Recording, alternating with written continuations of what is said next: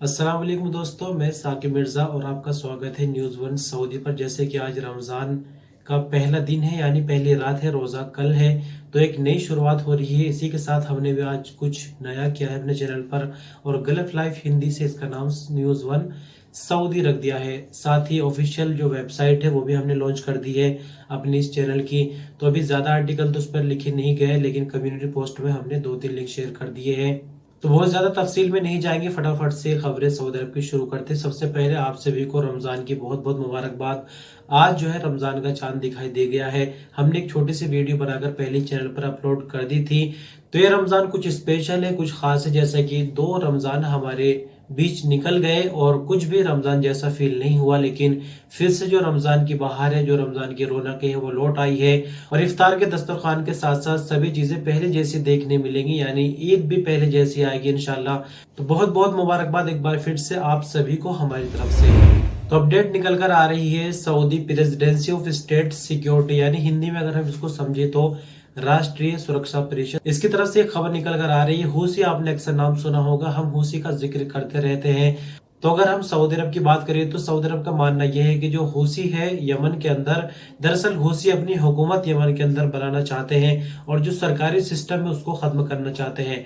Example के लिए जैसे तालिबान की हुकूमत अफगानिस्तान में बनी है, सेम वही चीज यहाँ पर वो कोशिश कर रहे हैं। तो अब आपको खबर पर वापस लेकर आते हैं। जैसे कि मैंने आपको बताया, Saudi presidency of state security ने 10 लोगों को सऊदी अरब में ब्लैक लिस्ट किया है, जो कि गैर मुल्की है, खारजी है, ये देश विरोधी गतिविधियां चला रहे थे। यानी 15 कंपनियां हैं, यानी कंपनियां और छोटे मुसस्से, और 10 इसके अंदर लोग हैं। कुछ लोग ऐसे हैं जो सऊदी अरब के अंदर थे, कुछ बाहर से थे, और ये डायरेक्टली और इनडायरेक्टली यानी दोनों तरह से हूसियों की मदद कर रहे थे। एक बड़ी फंडिंग हूसियों तक पहुंचा रहे थे।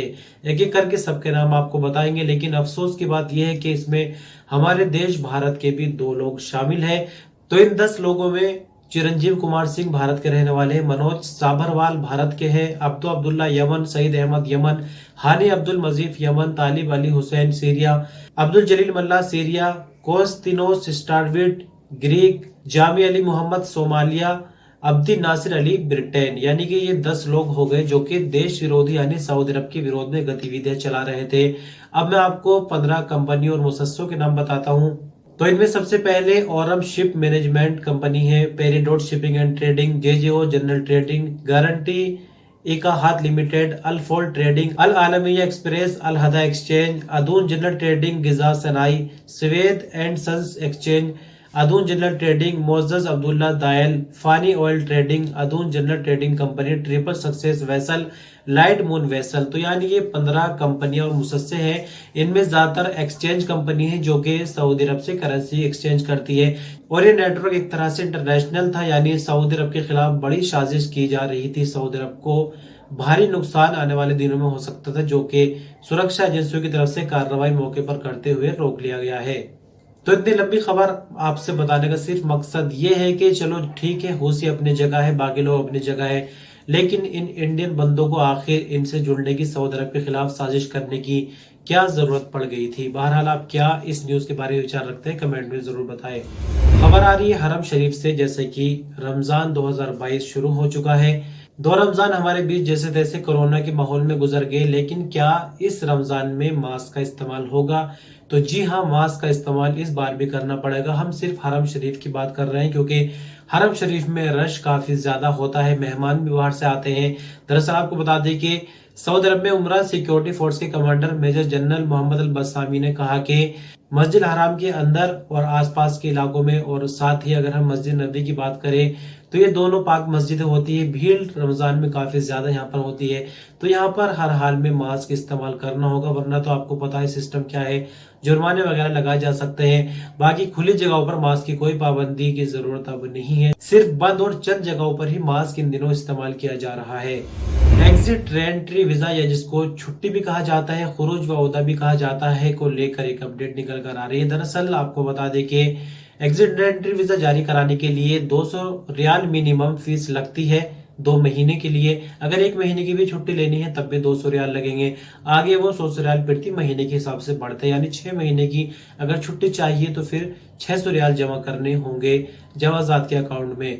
तो ऐसे में एक खारजी वर्कर ने सवाल किया कि 6 महीने की उसने छुट्टी लगवाई, 600 रियाल दे दिए। अब 2 महीने बीत गए लेकिन वो बंदा छुट्टी पर नहीं गया, ऐसे में छुट्टी कैंसिल करा दी। तो क्या 400 रियाल वापस मिलेंगे? तो आपको बता दें कि जवाजात ने बिल्कुल साफ तौर पर मना कर दिया है कि जो पैसे जवाजात के अकाउंट में चले गए छुट्टी का, वो किसी भी सूरत में रिटर्न नहीं होगा, चाहे छुट्टी तुरंत कैंसिल की गई हो या फिर 5 महीने के बाद कैंसिल की गई हो।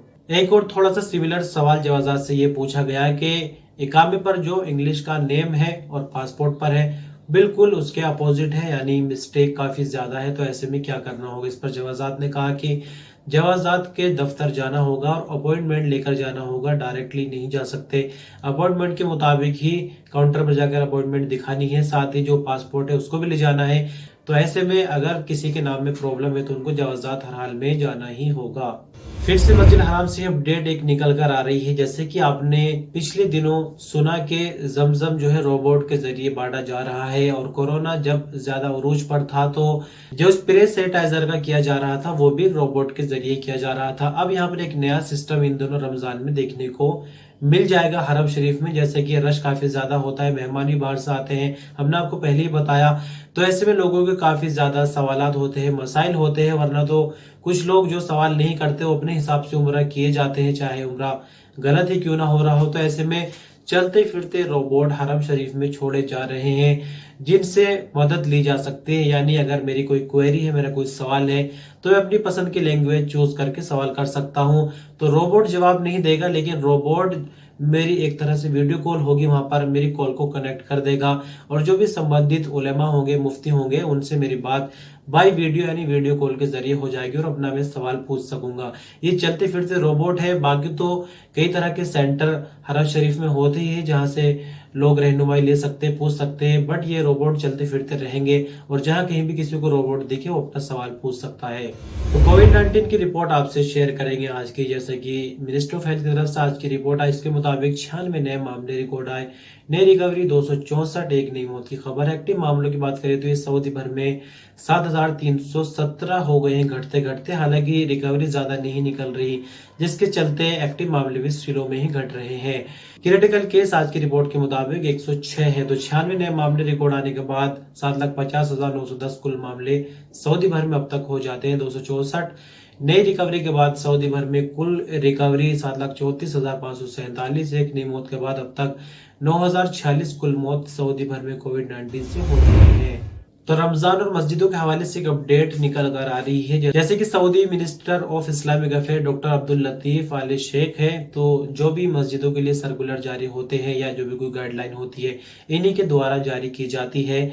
तो आपको बता दें कि इस तरह की खबरें वायरल हो रही थी कि जो बाहर के स्पीकर होते हैं, मस्जिदों के खारजी स्पीकर होते हैं, उनमें भी जो किरात है वो होगी, तरावी की आवाज उनमें आएगी, बट ऐसा बिल्कुल भी नहीं है। Saudi ministry of Islamic affair की तरफ से साफ क्लेरिफिकेशन दे दिया गया है कि जो मस्जिद के बाहरी स्पीकर है वो सिर्फ अजान और इकामत तक ही महदूद रहेंगे। इसके अलावा मस्जिद के अंदर जो किरात होती है वो बाहर के स्पीकर पर नहीं चलेगी। साथ ही जो मस्जिद के अंदरूनी स्पीकर है उनकी भी आवाज मध्यम दर्जे की रखी जाएगी। यानी मकसद ये है कि जो लोग मस्जिद के अंदर नमाज पढ़ने गए हैं, आवाज सिर्फ उन्हीं को सुनाई दे, आसपास के लोगों को परेशानी ना हो। कुछ बीमार भी होते हैं मस्जिद के आसपास, उनके घर होते हैं, तो उनको परेशानी ना हो। बाकी जहां तक अजान की बात है तो ये तो थोड़े से वक्त के लिए होती है, इकामत थोड़े से वक्त के लिए होती है। लेकिन रमजान के लिए जो नई गाइडलाइन जारी की गई उसमें साफ तौर पर यही कहा गया है कि बाहर के स्पीकर जो है वो इस्तेमाल नहीं होंगे पूरी किरात के दौरान। तो आज की न्यूज बुलेटिन की आखिरी अपडेट एतमरना एप्लीकेशन के हवाले से निकल कर आ रही है। जैसे कि मालूम है आपको रमजान में रश काफी ज्यादा होता है, तो ऐसे में एप्लीकेशन से उमरा बुकिंग का सिलसिला अभी भी जारी है और यहाँ एक फैसिलिटी दी गई है। जो लोग बाहर से आते हैं, जो ऑप्शन है एतमरना एप्लीकेशन को रजिस्टर करने के लिए, उनको काफी कम कर दिया गया है। जो जायरीन उमरा वीजा पर आते हैं उनको बहुत ही आसानी से अब रजिस्ट्रेशन मिल जाएगा। जैसे कि आपको बता दें कि एप्लीकेशन में पासपोर्ट नंबर डालना है, उमरा वीजा नंबर डालना है, date of birth, nationality, mobile number और ईमेल आईडी डालनी होगी, और जो पासवर्ड होगा वो ईमेल आईडी पर ही भेज दिया जाएगा। तो एतमरना एप्लीकेशन का मकसद सिर्फ ये है कि जो एकदम से रश काफी ज्यादा हो जाता है उम्र के दौरान, उसको कंट्रोल करना है। जो मताफ है, मताफ के आसपास का एरिया है, तो वो एक लिमिटेड जगह है, यानी हद से ज्यादा रश अगर वहां पर भर जाता है तो मुश्किल होती है सभी लोगों के लिए, इसलिए बुकिंग का सिलसिला इन दिनों में जारी रखा गया है। हम जल्द ही मिलते हैं आपसे एक नई वीडियो के साथ। एक बार फिर से आपको रमजान की ढेरों शुभकामनाएं। उम्मीद करते हैं कि आपका रमजान अच्छे से बीतेगा। अल्लाह हाफिज।